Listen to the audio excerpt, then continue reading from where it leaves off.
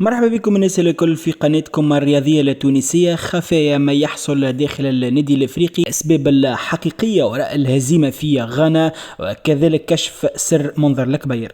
تعرض النادي الافريقي تقريبا لنفس السيناريو نجم الساحلي يوم امس امام الترجي التونسي، لكن هذه المرة في مسابقة الاكاف وتحديدا امام الفريق الغاني بسبب اللخبطة على مستوى التحضيرات والاستعدادات. وهذا ما قلناه ايضا فيما يتعلق بليتوال امس، فالترجي حسب المتابعة متاعنا للكواليس في كل الأندية كان الفريق الوحيد اللي حط مدرب على بكري وبدا برنامج للتحضيرات وبرنامج مباريات قوية وليس مجرد لقاءات خفيفة. فكانت النتيجة فوق الميدان أسلوب وأداء ونتيجة، وقت اللي تضيع وقت كبير من التحضيرات وانت تلوج على مدرب، وقت اللي انت زاد مبرمج في مخك انه كافالي باش يكون هو مدرب النادي الافريقي، وبعدها صارت برشا اشاعات على فوزي البنزرتي وكذلك لوغوان وسامي الطرابلسي، وبعد تعود تحط كافالي مرة أخرى، وبعد تبدأ التحضيرات جمعتين فقط بدل رايك مرة أخرى وتجيب منظر الكبير.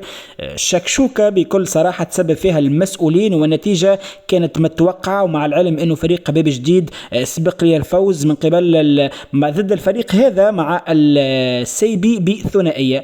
كما لاحظنا أنه الكبير حافظ على نفس عاداته سواء مع النادي الافريقي سابقا أو مع المنتخب ولا الترجي، وكل تجاربه القديمة هو انه يدخل بعضه وما عادش يلقى حلول. ساعات هو خاسر، واجمالا فانه الهزيمه اليوم يجب ان تكون عبره ودرس للاداره حتى لا تكون سبب اساسي ومباشر في كوارث للنادي احيانا، والامر تكرر مرارا، وايضا يجب ان يتعلم منها الاطار الفني واللاعبين للتدارك في الجوله الاخيره وتحقيق الانتصار من اجل الترشح الى جانب الاعداد الجيد لمرحله البلاي اوف والحرص على عوده الحماس والروح للفريق. مع العلم انه حكم المباراة كان منحاز نوعا ما، وكان سبب مباشر ايضا في هزيمة النادي الافريقي وتغافل عن اقصاء وضربة جزاء، لكن التحكيم يدخل دائما في قانون كرة القدم.